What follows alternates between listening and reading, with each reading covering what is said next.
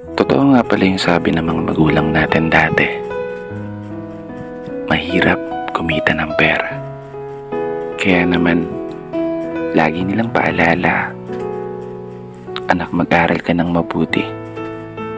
Dahil yan lang ang sandata na maaari naming maipamana sa'yo.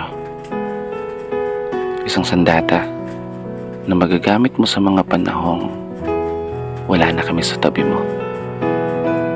Para gabayan ka o itama yung mga mali na pwede mong maging desisyon, lalo sa sitwasyon na tanging sarili mong lakas ang ituturing mong pundasyon para harapin yung mabibigat ng mga pagsubok at hamon.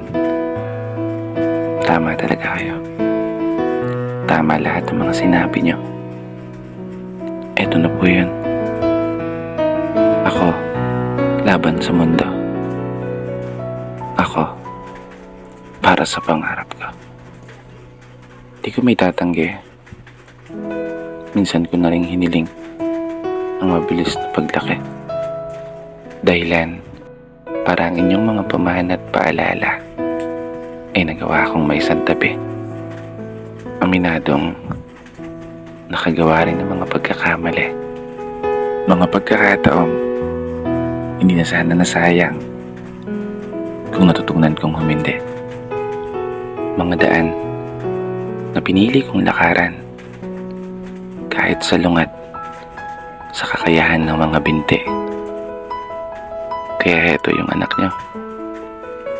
Patuloy na nagbabawi.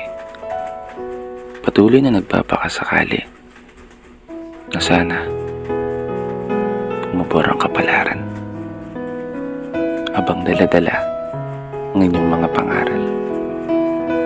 Isang pamana na bitbit ko sa araw-araw. Hindi ako sigurado kung gagana yung mga plano.